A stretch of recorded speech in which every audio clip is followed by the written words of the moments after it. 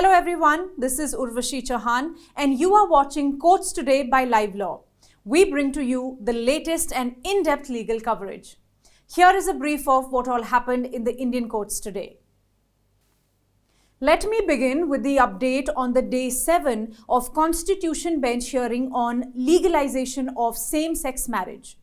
In a significant development, the Solicitor General of India, Tushar Mehta, today informed the Supreme Court that the central government was ready to constitute a committee to examine whether certain legal rights can be granted to same-sex couples without legal recognition of their relationship as a marriage.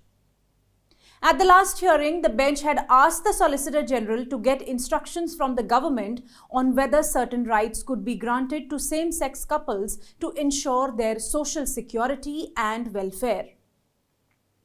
SG Tushar Mehta today said that the government was positive and that the lawyers appearing for the petitioners could give their suggestions and convey their problems they were facing, which the government would address so far as legally permissible.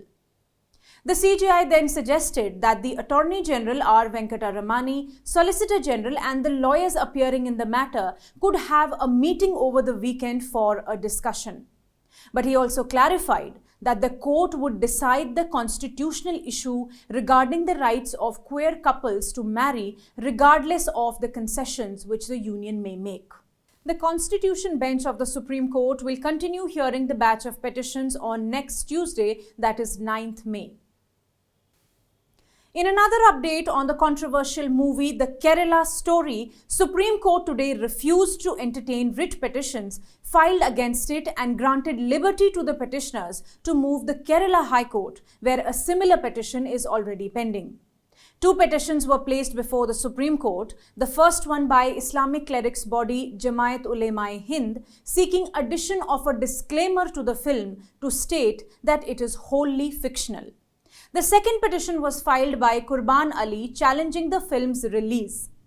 Senior advocate Vrinda Grover, appearing for Jamaat Ulema-e-Hind, informed the bench that the Kerala High Court had posted the matter for hearing on May 5th, by which the film will be released.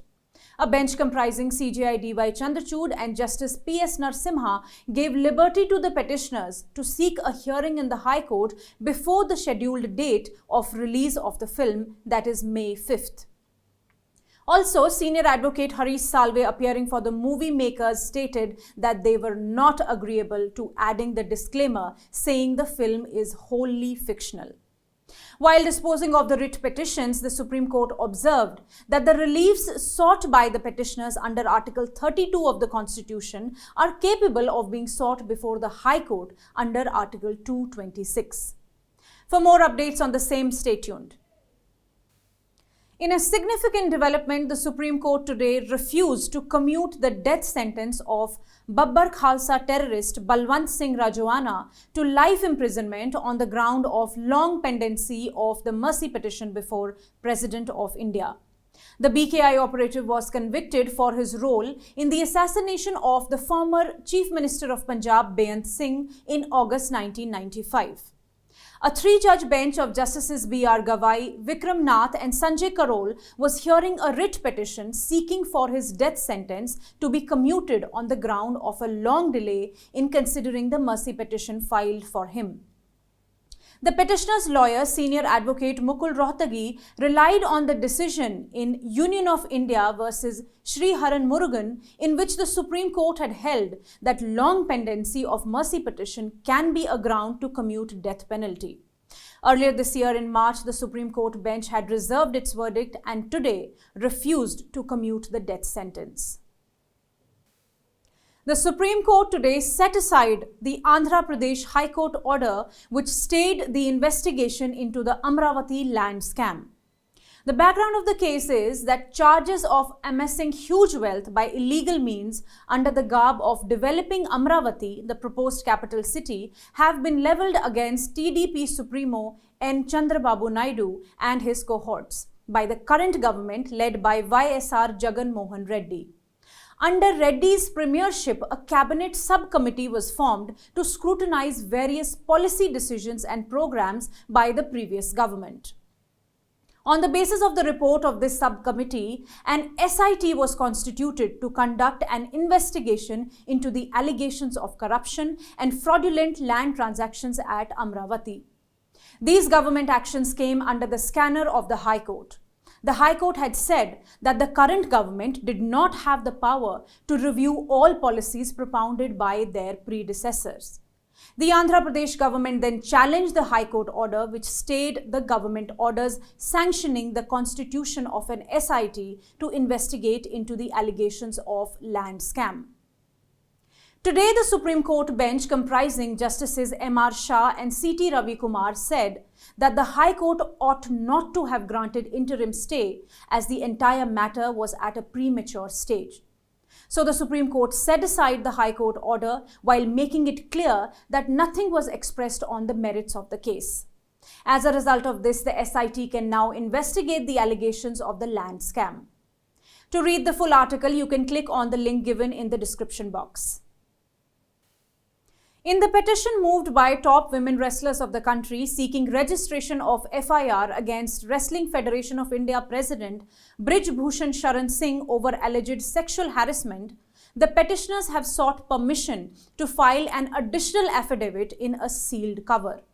The request was mentioned before a bench comprising CJI D.Y. Chandrachud and Justice P.S. Narasimha. The counsel for petitioners also agreed to share the affidavit with the investigating officer. The Delhi police on last Friday registered 2 FIRs in the Connaught Place police station against BJP MP and WFI President Singh over the complaint of women wrestlers. And now coming to an update from the Bombay High Court. In December last year, the National Testing Agency issued a notification declaring eligibility criteria of 75% marks in Class 12th for admission into IITs, NITs, IIITs and CFTIs through JEE Mains and JEE Advanced examination. A PIL was then filed in the Bombay High Court seeking postponement of the JEE Mains examination 2023 and challenging the eligibility criteria. The petition contended that many candidates were from batches that were not assessed on the basis of performance in the previous years as board exams were cancelled due to COVID pandemic. According to the petition, there were students with less than 75% marks in board examinations but could perform well in JEE Mains, and if a fair chance was denied to them, it would affect the future of lakhs of bright students. The petition also questioned that the eligibility criteria should not have been changed suddenly. Today, a division bench of Acting Chief Justice S.V. Gangapurwala and Justice Sandeep V. Marne dismissed the PIL, saying that the court could not consider it at this stage and it was for the government to decide. Yesterday, the court had opined that relaxing eligibility criteria would affect other students who had made the cut. To know more details on the matter, please refer to the link given below. And now an update from the Delhi High Court. The Delhi High Court today sought response of the National Investigation Agency NIA in the appeal moved by separatist leader Naeem Ahmad Khan. He is challenging the trial court order framing charges against him in a UAPA case of alleged terror funding. Khan, who has been in judicial custody since August 2017, has been accused of creating unrest in the Kashmir Valley by NIA. Charges for various offences under IPC, including sedition and UAPA, were framed against Khan by a special NIA court in March last year. A division bench of Justice Siddharth Mridul and Justice Balwant Singh today issued notice on Khan's appeal against the trial court order. The matter will now be heard on August 3rd, along with Khan's appeal against the order of the special judge denying him bail.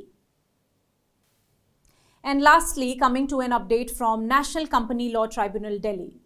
The principal bench of NCLT Delhi today allowed urgent listing of the petition filed for the insolvency of Go First Airline and has directed to list the matter tomorrow morning at 10:30 a.m. as the first item. An application for voluntary resolution proceedings was filed by Go First Airlines before the NCLT, and the same was mentioned today for urgent listing. Go First has also suspended its flights scheduled for May 3rd to May 5th due to a severe cash crisis. We will keep you updated with further developments in the matter. Thank you for watching. If you wish to know more details about the cases I mentioned here, you can check the links given in the description box. Stay ahead with quick legal updates only on Live Law. Do not forget to like, share and subscribe and support us.